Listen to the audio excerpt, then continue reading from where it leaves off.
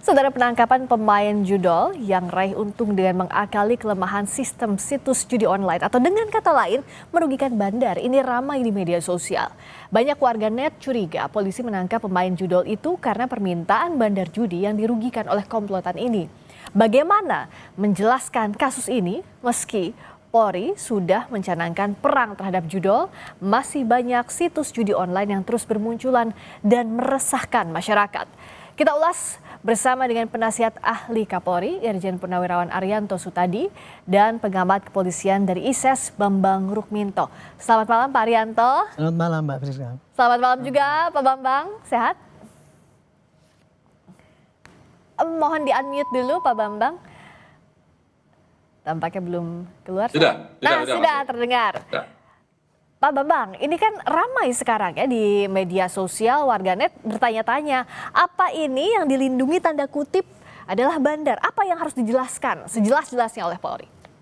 Ya, apa yang tadi disampaikan oleh Dir Cyber terkait penangkapan 5 pemain ini di persepsi masyarakat ini mengkonfirmasi asumsi-asumsi selama ini bahwa kepolisian terlibat dalam membackingi bandar judi online. Karena yang selama ini ditangkap itu rata-rata adalah pemain di kelas bawah, operator di kelas bawah. Dan kemudian ketika kasus di Jogja ini menyangkut mereka yang meretas situs judi online, tentu ini akan menjadi pertanyaan siapa yang melaporkan mereka. Tentu yang melaporkan adalah pihak yang paling dirugikan. Dalam tanda kutip hal ini adalah bandar judi online karena setoran-setoran judi online ini tidak bisa masuk ke rekening bandar judi online. Makanya penangkapan ini mengkonfirmasi asumsi-asumsi selama ini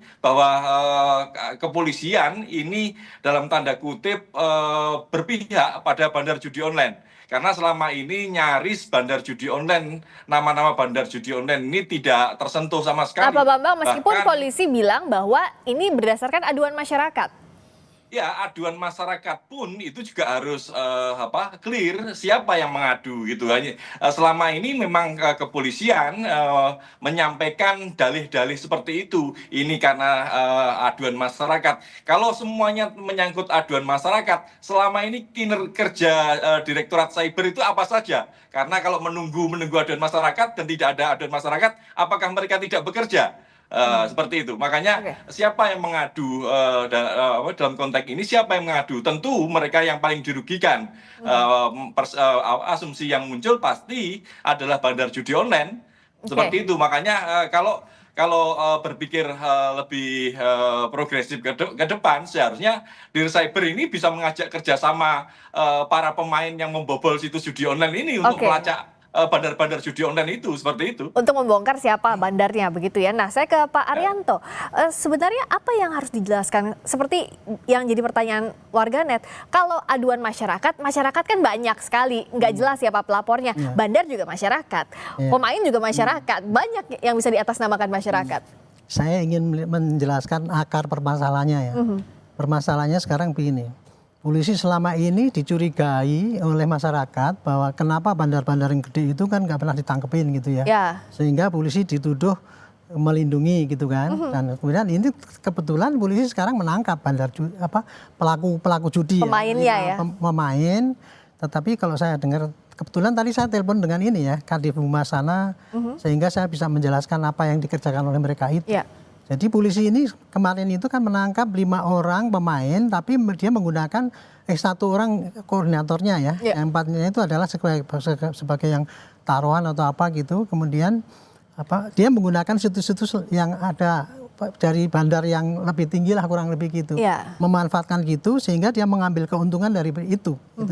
Itulah yang kemudian kalau menurut laporan daripada Kadif Humas tadi itu, dari laporan intelijen polisi cyber kemudian ditangkaplah orang itu, gitu kan. Oke, ditangkap. Nah setelah ditangkap kan yang ditangkap tuh hanya yang permainan kecil ini. Polisi belum mampu menangkap yang bandar yang gede itu tadi yang menyediakan situs itu tadi. Inilah duduk permasalahannya. Masalahnya sekarang polisi tidak pandai menjelaskan pada masyarakat, inilah yang saya tangkap gitu ya. bahwa kami bukannya menangkap yang kecil-kecil saja, tapi kalau bisa yang gede gitu kan. Tapi yang gede kan belum bisa terdeteksi ini gitu kan. Sehingga rakyat menuduh bahwa ini orang membantu membongkar itu. Makanya ada dugaan backing itu. Backingan gitu tadi. Terus stigma bahwa polisi itu membackingi judi itu memang sudah melekat pada polisi kan. Nah ini suatu tantangan bagi polisi untuk membuktikan ini. Tetapi saya ingin menjelaskan di sini ya, apa yang dikerjakan oleh polisi Jogja itu, dia kan tidak pandang bulu lah. Pokoknya yang berbau judi itu dia tangkap. Nah sekarang kebetulan yang ditangkap ya memang kelas-kelas masih kecil itu. Level pemain itu ya. Tapi dengan menangkap yang kecil ini maka kemudian akan bisa berefek kepada yang lebih besar, kurang lebih gitu. Nah dengan adanya kecurigaan ini menurut saya sudah tanya ke Barreskrim. Barreskrim sudah menurunkan cyber dari pusat sana untuk mendeteksi apakah ini ada main ini polisi yang sana tuh cuma nangkep ini untuk melindungi yang ini. Itu sudah di asistensi sekarang ini. Gitu. Jadi akan diusut juga soal itu ya? Iya, diperiksa apakah memang dia sudah maksimal itu melakukan tugas sesuai dengan SOP-nya atau ada yang dilindungi itu tadi. Itu Barreskrim sudah menurunkan situ. Tapi ini sekali lagi ya, ini problemnya adalah bagaimana kita menjelaskan kepada masyarakat. Dan kemudian framing daripada media itu sudah dibawa oleh asumsi-asumsi yang dulu itu ya. Jangankan di publik ya. Di kalangan kami sendiri, di lingkungan itu internal sendiri kan, ini gimana sih kalau gitu itu suruh jadi pelatih aja dong gitu. Iya. Itu kayak gitu. Jadi ini ada skeptisme juga ya. Tantangan bagi polisi ya untuk menjelaskan. Jangan sampai kita sudah kerja baik-baik tapi masih dicap jelek gitu. Jadi pesan saya ya dari dulu, saya sejak masih dinas dulu kepada Kapolri, waktu itu saya masih stafnya Pak Kapolri, saya mengatakan Pak, polisi itu tidak cukup hanya kerja keras bisa menindak kejahatan. Tapi dia harus pandai menjelaskan pada rakyat apa yang dikerjakan itu, apa masalahnya dan bagaimana kita menanggulanginya. Nah, itu yang harus dibangun. Harusnya dijelaskan itu. Nah, sekarang kalau Barreskrim turun tangan, Pak Bambang, itu langkah yang tepat atau tidak untuk menjawab kekhawatiran dan keresahan publik soal ini? Ya, saya melihat upaya yang dilakukan Barreskrim tentu harus didorong ya. Hanya saja ini jangan hanya sekedar seremonial saja. Kalau seolah-olah Barreskrim yang turun kemudian semuanya selesai gitu loh. Fakta-faktanya kan selama ini apa yang dilakukan Barreskrim juga tidak menyentuh bandar-bandar judi online yang besar gitu. 3 tahun yang lalu misalnya muncul diagram konsorsium 303 juga nyaris tidak ada yang tersentuh. Kemudian ada nama inisial T misalnya seperti itu, ada petinggi partai, ada petinggi elit politik yang nama-namanya juga disebut tapi semuanya tidak tersentuh. Jangan sampai apa yang dilakukan oleh Barreskrim ini malah melegitimasi bahwa tidak ada upaya untuk benar-benar serius untuk melakukan pemberantasan judi online gitu. Karena logika masyarakat itu kalau para pemain di level bawah itu bisa ditangkap, seharusnya pengepul itu sudah bisa ditelusuri gitu loh, bahwa persoalan dia berada di luar negeri atau sedang di mana itu persoalan lain, tapi nama siapa yang terlibat terkait dengan jaringan judi online ini bisa disampaikan oleh polisi secara transparan seperti itu. Tapi kan selama ini nyaris tidak ada penjelasan dari kepolisian terkait langkah-langkah strategis atau kemajuan yang signifikan terkait pemberantasan judi online ini. Hanya lebih pada kuantitas penangkapan para pemain-pemain di level bawah seperti itu. Nah jadi kalau tadi Pak Bambang meragukan nggak sampai pengepul, nggak sampai bandar yang dicokok oleh polisi. Itu tadi yang disampaikan Pak Bambang itu tadi, itu cerminan daripada kesan masyarakat pada polisi selama ini.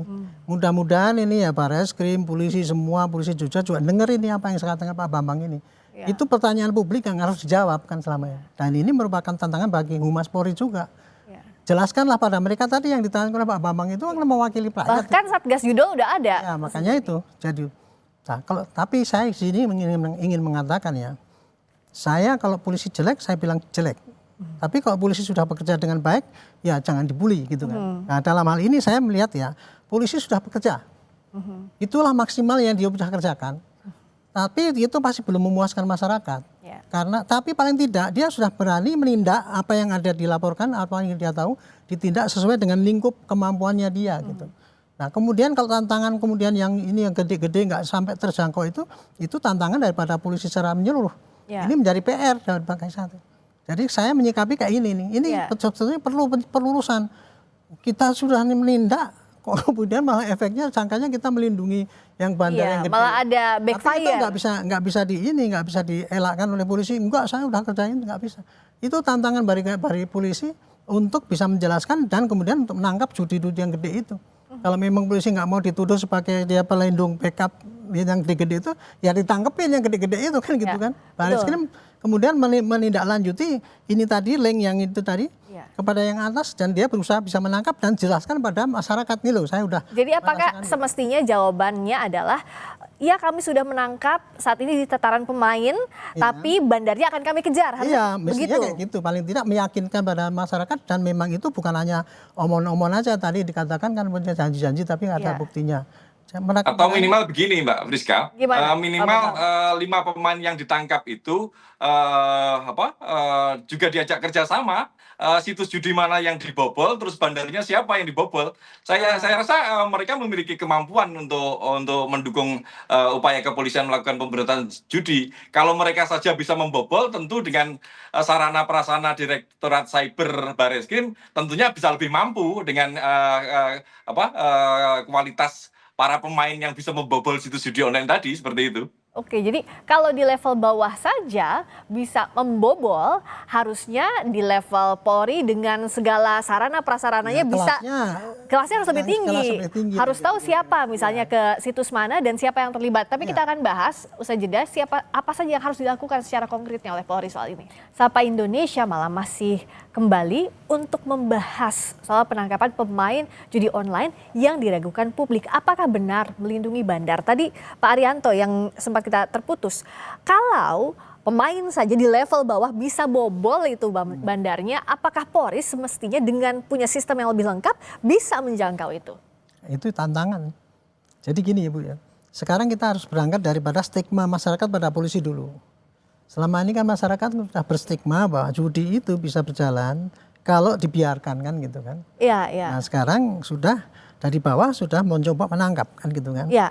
Nah, ini kok yang ditangkap kok cuma yang kecil doang gitu kan, yang dulu-dulu mana yang besar gitu. Padahal saya dengar ya dari cyber Polri juga seperti tadi yang dikatakan Pak Bambang tadi bahwa apa-apa yang ditangkap itu sayangnya saya juga tidak intensif menyampaikannya itu yang dicapai gitu.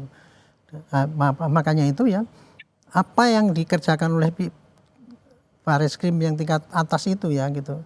Itu kalau menurut saya harusnya dia lebih intensif menyerangkan pada masyarakat. Ini yang mestinya laporan periodik lah. Laporan periodik perkembangan bagaimana kita menangkap judi ini, perkembangan gini mana yang belum itu diomongkan terus gitu sehingga masyarakat juga bisa tahu. Dan kemudian polisi di lapangan juga bisa tahu ini saya harus bergeraknya lebih cepat lagi atau sudah memang di wilayah saya masih ada apa tidak gitu. Tapi terus terang ya memang judi ini online memang sulit karena kalau kita ngambil sumbernya ya. Sumbernya itu kalau hanya digantungkan kepada aparat polisi untuk menindak pelakunya itu sulit. Nggak bisa. Karena apa? Ini judi ini maraknya itu karena mekanisme daripada itu, mekanisme tekniknya. Nah karena mekanisme teknisnya ini juga kompleks, apakah secara skill teknologi bagaimana kita untuk mengejar itu, untuk membobol, untuk mencari siapa bandarnya? Kita akan bahas dulu usai jeda di Sapa Indonesia Malam, kami segera kembali.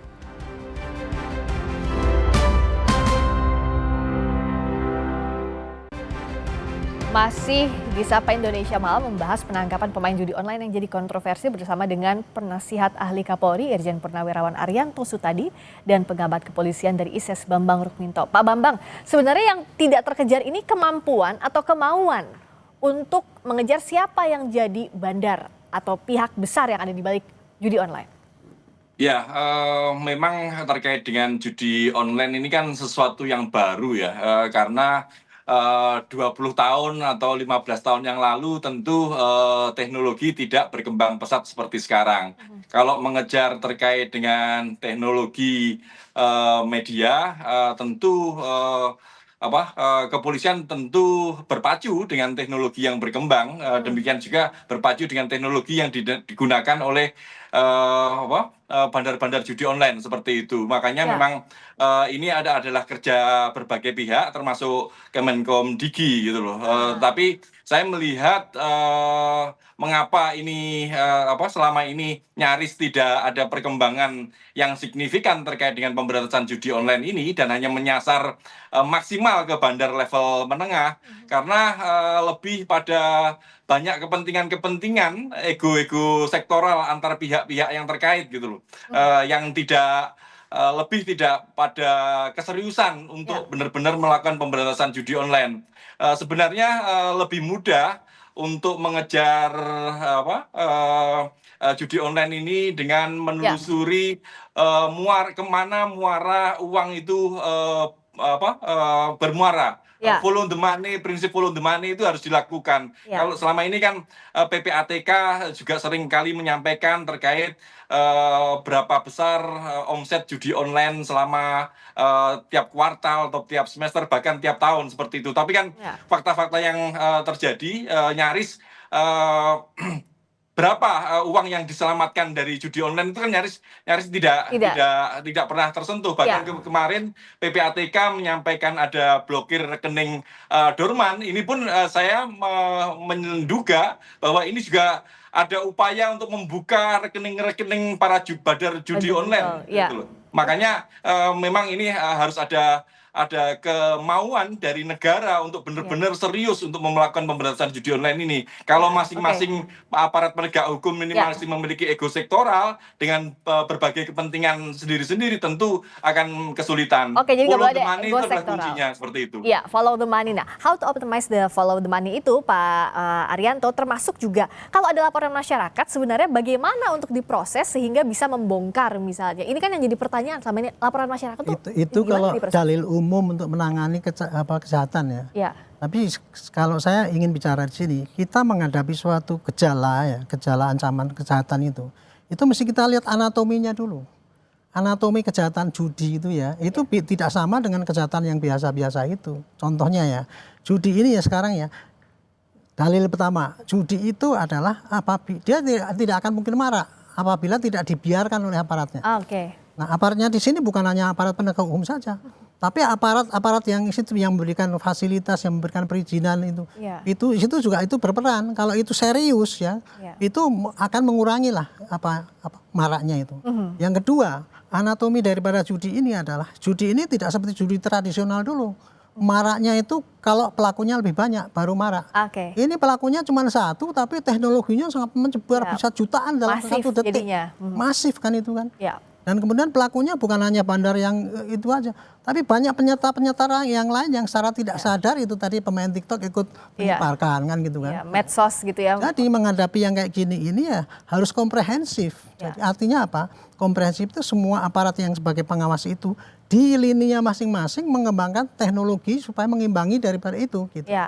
Jadi nggak mungkin ini diserahkan pada polisi nangkepi bandar-bandar kemudian nggak akan terkejar sampai nggak bisa ketangkep siapa pelakunya karena itu kan menyebarnya kan sangat cuman di imajinasi. Dan laporan masyarakat itu betul-betul diproses atau tidak?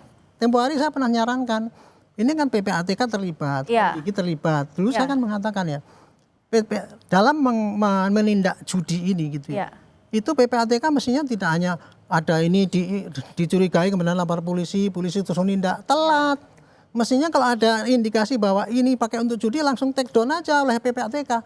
Contohnya kayak gitu. Tapi kemarin kan yang di take down yang doorman itu akhirnya orangnya. Padahal nggak semua doorman adalah judul. Diutamakan kalau berbau judi langsung aja tutup track gitu. Nah, kalau Komdigi begitu ada ini terlibat dalam judi langsung take down gitu. Itu mungkin agak bisa mengurangi Jadi sekali lagi kalau kita menghadapi judi ini kita nggak bisa berandai-andai bahwa ini seperti kejahatan biasa, laporan harus ditindaklanjuti itu sudah otomatis dari dulu gitu. Jadi intinya harus komprehensif masing-masing mempunyai imajinasi bagaimana mengcounter anatomi yang kayak gini ini dan ada keseriusan. Kuncinya itu, kalau nggak ada nanti susah lagi. Kemarin itu kan Komdigi dikasih kewenangan gitu malah kolusi kan. Itu contoh itu pembiaran itu yang terjadi. Nah jadi harus komprehensif karena anatominya juga beda. Dari mulai pemain, ada promotor, ada bandar sangat kompleks, harus ada will, harus ada kemauan. Terima kasih Pak Arianto, terima kasih juga Pak Babang sudah bergabung di Sapa Indonesia Malam.